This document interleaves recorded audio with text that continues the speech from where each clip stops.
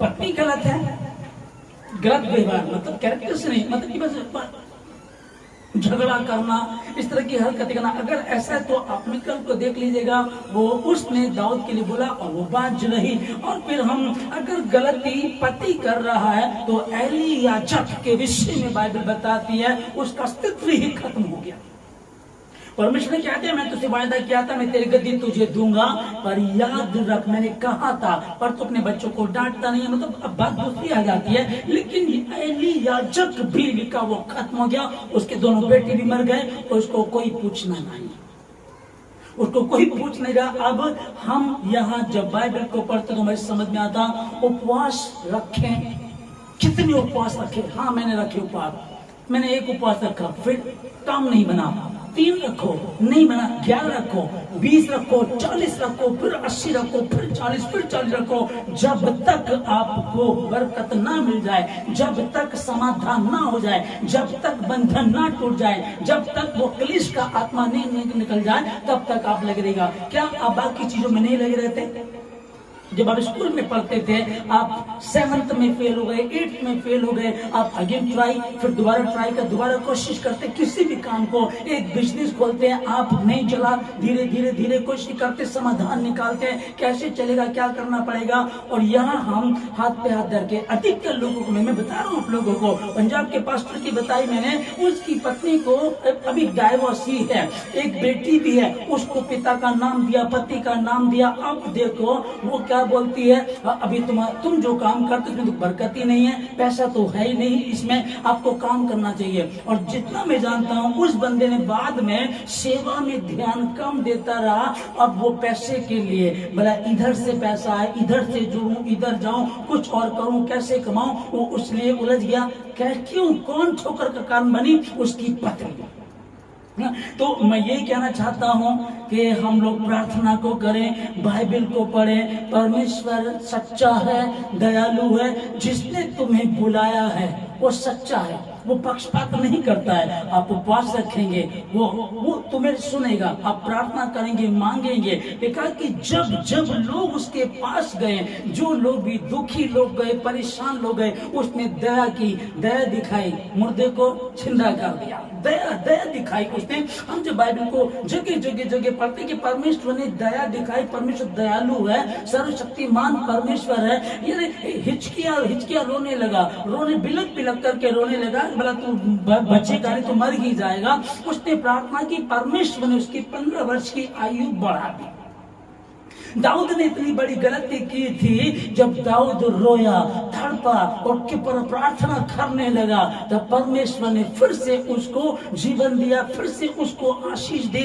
यही मेन चीज है। लिखा है कि जो अपने अपराध मान लेता और छोड़ भी देता, उस पर दया की जाएगी। कोई गलती वही है कि क्या मैं ठोकर का कारण, क्या मैं अपने पति के लिए ठोकर का कारण बन रही हूँ, क्या मैं अपनी पत्नी के लिए ठोकर का कारण बन रहा हूँ? हाँ, अगर ऐसा है तो आप खतरे में हैं, डेंजर जोन में हैं। आपको प्रार्थना करना, प्रार्थना करेंगे, निश्चय ही प्रभु बदल देगा, निश्चय परमेश्वर बदल देगा। मैं आपके सामने एक और वचन पढ़ूंगा दोनों के लिए। पहला पत्रस 3 अध्याय उसका 6 और 7 में लिखा है, थैंक यू जीसस। जैसा सारा अब्राहम की आज्ञा में रहती और उसे स्वामी कहती थी, इसी प्रकार तुम भी यदि भलाई करो और किसी प्रकार के भय से भयभीत ना हो तो उसकी बेटियां ठहरोगे। हालेलुया। अब समझिएगा इसको। यदि किसी प्रकार से भयभीत ना हो, भय का मतलब क्या होता है? अगर हम गलती करते तो हमको डर लगने लगता है। अगर किसी प्रकार का भय ना हो, अगर आपने अपने पति के बारे में गलत बोला है, किसी के सामने चुगली की है, पति पे हाथ उठाया, पति को वचन से बाहर कुछ कहा है, तो आप भयभीत होंगी। और यह लिखा है कि यदि किसी प्रकार के भय से भयभीत ना हो तो उसकी बेटियां ठहरोगी। और यदि उसकी बेटियां हुई तो लिखा है उसके बच्चों को कौन टच कर सकता, कौन छेड़ सकता, कौन इनका क्या बिगाड़ सकता, जिसका स्वयं परमेश्वर पिता बन जाए। आगे 7 में लिखा है, वैसे ही हे पतियों तुम भी बुद्धिमानी से पत्नियों के साथ जीवन निर्वाह करो और स्त्री को निर्बल पात्र जानकर उसका आदर करो, यह समझकर कि हम दोनों जीवन के वरदान के वारिस हैं, जिससे तुम्हारी प्रार्थना रुक ना जाए। यह समझकर कि हम दोनों पति पत्नी, अभी पति पत्नी, और अगर पास्टर है और पास्टर नहीं है उसकी पत्नी अगर ये है दोनों, तो ये स्पेशल हो गया। पति पत्नी ये तो और भी स्पेशल हो गया। हम दोनों जीवन के वारिस हैं, ये समझ करके लिखा कि दोनों जीवन के वरदान के वारिस हैं। और ऐसा ना हो कि तुम्हारी प्रार्थना में बाधा आए, तुम्हारी प्रार्थना रुक जाए। क्योंकि प्रार्थना रुकी, सप्लाई रुकी। इसमें आप ध्यान रख लीजिएगा। मुझे लगा कि इस विषय पर बात की जाए, और कई दिनों से मैं सोच रहा था, क्योंकि जब पास्टरों की ये बात आई, और समझ लीजिएगा अगर आप ठोकर का कारण बन रहे हैं तो बहुत दुख का विषय है। बाइबल में लिखा है कि समय का सदुपयोग करो, क्योंकि समय वक्त बुरा है, और जो आज चला गया वो लौट कर नहीं आएगा। आप प्रार्थना कीजिएगा, समय को बर्बाद ना करें। पता नहीं कब प्रभु का आना हो जाए। कहीं ऐसा ना हो कि मैं तो ठोकर का कारण नहीं बन रही हूँ, कहीं मैं तो ठोकर का कारण नहीं बन रहा हूँ। अगर आप ऐसा कर रहे हैं, अपने आप को जांचिएगा, समझिएगा। कैसे सिंपल सी बात मरियम ने बोली मूसा के लिए, और वो गोल्डन हो गई। सिंपल सी बात उसने बोली। चलो निकल कर हम कह सकते हो ज्यादा बोल रही थी, लेकिन वो भी आजीवन बांझ रही। कई बार आप लोग, ये जो 3 लोग बताए, पंजाब का केस पास्टर जी का, हरियाणा के पास्टर जी का, और एक यूपी का पास्टर जो मैंने बताया आप लोगों को, आप समझिएगा।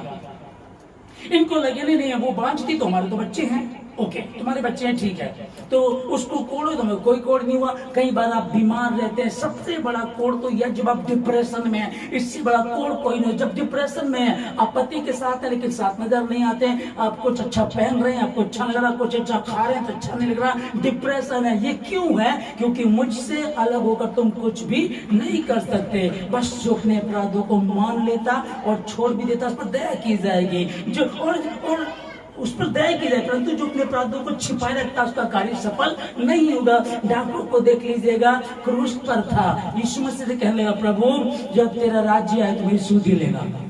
क्या हुआ? पहले 7 वाले डाकुओं को डांटा, क्या तू परमेश्वर से भी नहीं डरता? पहले उसको बोला, फिर कहा ये तो निर्दोष है, हम तो अपने किए की भोग रहे हैं। फिर कहा प्रभु जब तेरा राज्य आए मेरी सूधी लेना। समझिएगा, आप अपने आप को, जो भी विरोधी है, गड़बड़ी है, कोई आपके कान भर रहा है, कोई गलत बात है, शैतान की चाल जो भी है, सबसे पहले आप इसको रखिएगा, आप उसको डांटिएगा। क्या तू परमेश्वर से भी नहीं डरता? और फिर क्या ना कि परंतु ये तो निर्दोष है, परमेश्वर तो निर्दोष है। परमेश्वर प्रभु जब तेरा राज्य आए मेरी सुधि लेना, हम अपनी किए की भोग रहे हैं, मेरी सुधि लेना।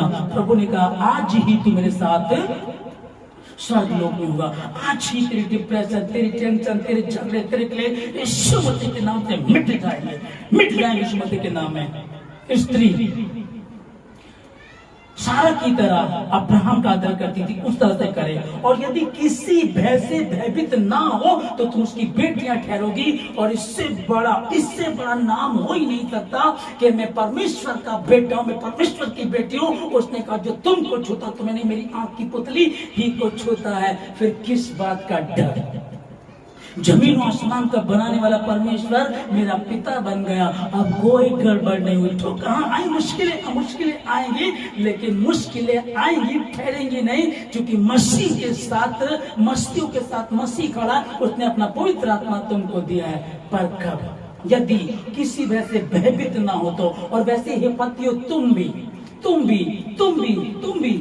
अपनी अपनी पत्नियों को निर्बल पात्र जानकर उनसे सही रीति से व्यवहार किया करो। और ये जान करके लिखा है कि हम, और ये जानकर, ये समझ करके कि हम दोनों जीवन के वरदान के वारिस हैं, जीवन के वरदान के वारिस हैं। कहीं ऐसा ना हो कि तुम्हारी प्रार्थना रुक जाए। मैं प्रार्थना करता हूं आप लोगों के लिए जितने समय सुन रहे हैं, यीशु मसीह के नाम में, जितने भी समय सुन रहे हैं, जो भी ठोकर का कारण बन रहा है, अपने आप को बोले परमेश्वर के समीप रखें, प्रार्थना करें, माफी मांगे, तौबा करें, परमेश्वर बदल देगा। अरे जो पतरस को कहता है कि कितना माफ करूं, पतरस प्रभु कितनी बार माफ करूं, पतरस ने कहा 7 नहीं, 7 का 70 गुना।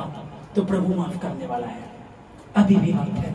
ऐसा ना हो ठोकर का कारण बने। इन तीनों पास्टर की जो मैंने बात, तीनों के बच्चे हैं। एक और पास्टर है, वो तो मुझसे एक बार मुझे उसका पता चला, वो क्या लगा कि मुझे मेरे परिवार के बिना नींद नहीं आती।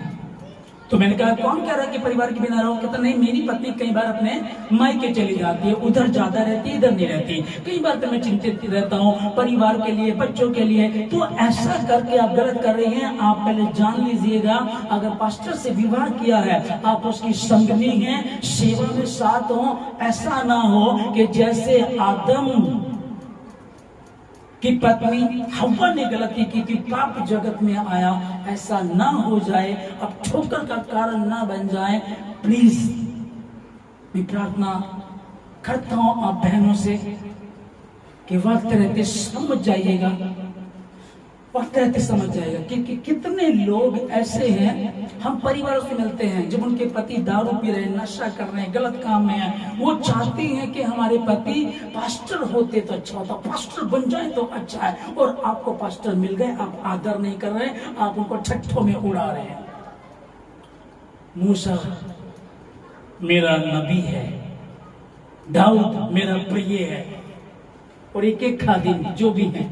हाँ, न्याय करना परमेश्वर का काम है। मैं ये नहीं कह रहा हूं कि पत्नियां गलत है, पति ठीक है, कोई हो सकता है। लेकिन अगर वचन को रख करके बात करेंगे तो क्लियर हो जाएगा। किसी खुदा के खादिम से बात कर लीजिएगा, प्रभु के दास जो आपको लगते हो, जो आपके मेंटर हो, उनको बुला लीजिएगा, उनसे बात कीजिएगा, उनके सामने रखिएगा और इस क्लेश को, इस प्रॉब्लम को दूर कीजिएगा, ताकि आप बढ़ सको, क्योंकि उसने कहा था कि तुम फल लाओ, तुम्हारा फल बना रहे। अरे फल क्या लाएंगे? तो घर में ही उजाड़ पड़ी है। घर का जो वृक्ष है वो ही सूखा पड़ा है। हम दूसरों को क्या शिक्षा देंगे, क्या सिखाएंगे? इसलिए आप प्रार्थना में बने रहिएगा। और खुदा ने कहा था, ना मैं छोड़ूंगा ना ही त्यागूंगा। वो दयालु है, सच्चा है, उसके समान कोई परमेश्वर है ही नहीं। मैं प्रार्थना करता हूँ और खुदा का खादिम होने के नाते जैसे प्रभु ने प्रकट किया कि मैं बताऊं, इस बात को रखूं, तो मैंने आप तक पहुंचा दिया है। मैं यीशु मसीह के नाम में आपको आशीष देता हूं कि जब आप जितने इस समय वचन को सुन रहे हैं, यीशु मसीह के नाम से बंधन टूट चुके हैं, और जितने कभी भी ऑनलाइन सुनेंगे वो भी, उनकी भी बंधन टूटेंगे यीशु मसीह के नाम में। मैं आशीष देता हूँ आप लोगों को। सारी आदरणीय परमेश्वर को देते हैं। दीन बनिएगा। उसको दीन लोग पसंद है, नम्र लोग पसंद है। टूटा मन परमेश्वर के योग्य बलिदान है। हे परमेश्वर, टूटे हृदय को तुच्छ नहीं जानता, टूटे मन वालों को तुच्छ नहीं जानता, उनको त्याग नहीं देता। मैं आशीष देता हूं के नाम में कि हर बंधन टूटे और प्रॉब्लम जाए, और फिर से तुम वैसे सेवा करो जैसे परमेश्वर सेवा के लिए रखा है। पति जब अकेला था तो सेवा में प्रॉब्लम होती थी। जब पति पत्नी दोनों हो गए, अब डबल सेवा होगी। और ये शैतान की चाल है कि वो जब उसकी आसमान पे नहीं चली तो जमीन पर वाटिका में पहुंच गया हव्वा और आदम को तोड़ने के लिए, और वो उस काम में लगा हुआ है। उसे पता है पास्टर जो काम कर रहा है, ये प्रार्थना करता है, ये खुदा के काम को कर रहा है, बहुतों के जीवन को बदल देगा, इसीलिए उसको तोड़ने की है। उसको तोड़ने में लगा रहता है। पर ध्यान में रखिएगा कि यदि परमेश्वर मेरे पक्ष में है तो मेरा विरोधी कौन हो सकता है? यीशु मसीह के नाम में धन्यवाद। सारी बातों की प्रार्थना यीशु मसीह के नाम से मांगते हैं, आमीन।